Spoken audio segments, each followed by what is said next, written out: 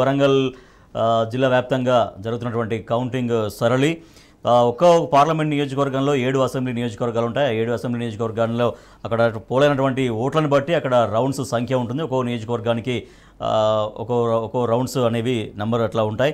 కొద్దిసేపట్లో దాదాపుగా ఇంకొక హాఫ్ అన్ అవర్ 45 మినిట్స్లో తొలి రౌండ్ ఫలితం అనేది వచ్చే అవకాశం ఉంది.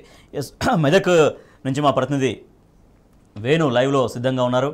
వేణు, మెదక్ జిల్లా వ్యాప్తంగా కౌంటింగ్ సరళి ఎట్లా కొనసాగుతోంది? ఇప్పటికే పోస్టల్ బ్యాలెట్ల కౌంటింగ్ ప్రక్రియ కంప్లీట్ అయిందా అక్కడ?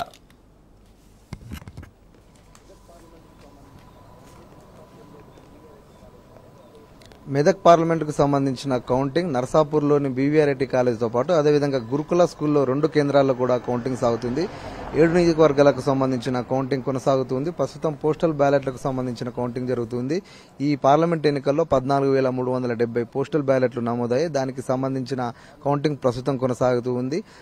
మెదక్ పార్లమెంటు పరిధిలో మొత్తం 7 పార్లమెంట్ నియోజకవర్గాలు ఉన్నాయి. 7 పార్లమెంట్ నియోజకవర్గాలకు సంబంధించి ఇక్కడ కౌంటింగ్ నర్సాపూర్లోనే కొనసాగుతూ ఉంది. మొత్తంగా మెదక్ పార్లమెంటు నియోజకవర్గ పరిధిలో 18,28,210 ఓట్లకు గాను 13,72,894 ఓట్లు పోలయ్యాయి. మెదక్ పార్లమెంట్ ఎన్నికల బరిలో 44 మంది ఉండగా ముఖ్యంగా బీఆర్ఎస్ పార్టీ నుంచి వెంకటరామరెడ్డి, బీజేపీ నుంచి రఘునందన్ రావు, కాంగ్రెస్ నుంచి నీలం మధు మధ్యనే ముఖ్యంగా పోటీ ఉందని కూడా చెప్పుకోవచ్చు. దీనికి సంబంధించి ఇప్పటికి కౌంటింగ్ కేంద్రాల వద్దకు చేరుకున్న వాళ్ళందరూ కౌంటింగ్ ప్రక్రియలో ఉన్నారు. దానికి సంబంధించి మొదటగా పోస్టల్ బ్యాలెట్లకు సంబంధించిన కౌంటింగ్ కొనసాగుతూ ఉంది. పోస్టల్ బ్యాలెట్లు అంటే వివిధ ప్రభుత్వ ఉద్యోగులు కానీ ఎన్నికల విధులు ఉన్న వారికి సంబంధించిన సర్వీస్ ఓట్లు, అదేవిధంగా పోస్టల్ నియోజకవర్గాలకు సంబంధించి 7 కౌంటింగ్ కేంద్రాలను కూడా ఏర్పాటు చేయడం జరిగింది.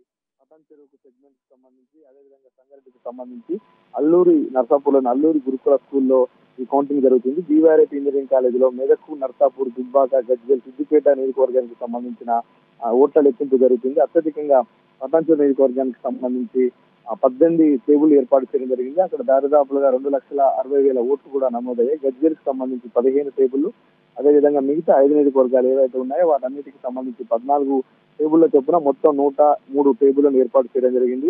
ఎన్నికల ఫలితాలు కూడా దానికి ఏదైతే ఓట్లు పోలయ్యాయో దానికి అనుగుణంగా ఇక్కడ కౌంటింగ్ రౌండ్స్ కూడా ఏర్పాటు చేశారు. పటాన్ చెరువులో అత్యధికంగా 23 రౌండ్లు, నర్సాపూర్, గజ్వేల్కి సంబంధించి 22 రౌండ్లు, సంగారెడ్డికి సంబంధించి 21 రౌండ్లు, మెదక్, సిద్దిపేట నియోజకవర్గాలకు సంబంధించి 20 రౌండ్లలో ఫలితాలు రాబోతున్నాయి. దుబ్బాకలో 19 రౌండ్లు ఉన్నాయి. మొత్తంగా 147 రౌండ్లలో ఎన్నికలకు సంబంధించిన పూర్తి ఫలితాలు రాబోతున్నాయి. దీనికి సంబంధించిన ప్రక్రియ ఏ నియోజకవర్గానికి ఆ నియోజకవర్గం ప్రత్యేకంగా ఏర్పాటు చేయడం జరిగింది. వాళ్ళకు సంబంధించిన సపరేట్ కౌంటింగ్ స్టాఫ్ తో పాటు అదేవిధంగా ఏజెంట్లను కూడా వివిధ పార్టీలకు సంబంధించిన వారు వేరు ప్రాంతాల్లో కౌంటింగ్ కొనసాగుతుంది. మొత్తం మనకు ఎన్నికలకు సంబంధించి దాదాపు 2 గంటల వరకు, అంటే ఇప్పటి నుంచి స్టార్ట్ అయితే దాదాపుగా 11 గంటల 12 గంటల ప్రాంతాల వరకు ఎవరు అనేది విషయం తెలిసిపోతుంది. ముఖ్యంగా మెదక్ పార్లమెంట్ 2004 నుంచి బీఆర్ఎస్ పార్టీకి కంచుకోటగా ఉంది. 2004, 2009, 2014, 2019 ఎన్నికల్లో ఇక్కడ బీఆర్ఎస్ పార్టీలే అభ్యర్థులు విజయం సాధించారు. మరికొద్ది గంటల్లో ఇక్కడ మెదక్ పార్లమెంట్ కి సంబంధించి ఏ పార్టీ విజయం సాధించబోతుంది అనేది తెలియబోతుంది. ఎన్నికలకు సంబంధించి కౌంటింగ్ సంబంధించి గట్టి బందోబస్తు కూడా ఏర్పాటు చేయడం జరిగింది. పూర్తి కౌంటింగ్ ప్రక్రియను కూడా సీసీటీవీ వెబ్కాస్టింగ్ ద్వారా పర్యవేక్షిస్తున్నారు. 199 సీసీ కెమెరాలు నిరంతరం వెబ్కాస్టింగ్ పర్యవేక్షణలో ఉంచారు. అయితే కౌంటింగ్ కేంద్రాలకు కూడా పెద్ద ఎత్తున వివిధ రాజకీయ పార్టీలకు సంబంధించిన కార్యకర్తలు వచ్చే నేపథ్యంలో కూడా గట్టి బందోబస్తును కూడా ఏర్పాటు చేశారు. 10 మంది డిఎస్పీలు, 15 మంది సిఏలు, 40 మంది ఎస్ఐలతో ఇక్కడ దీనికి సంబంధించిన బందోబస్తు కూడా ఏర్పాటు చేశారు. మొత్తంగా చూసుకుంటే కౌంటింగ్ ప్రక్రియ కొనసాగుతుంది. పోస్టల్ బ్యాలెట్ ప్రక్రియ మరికొద్ది సేపట్లో దానికి సంబంధించిన రిజల్ట్స్ వచ్చే అవకాశం ఉంది. ప్రస్తుతానికి కొన్ని నియోజకవర్గాలకు సంబంధించి రైట్, థ్యాంక్ యూ వేణు.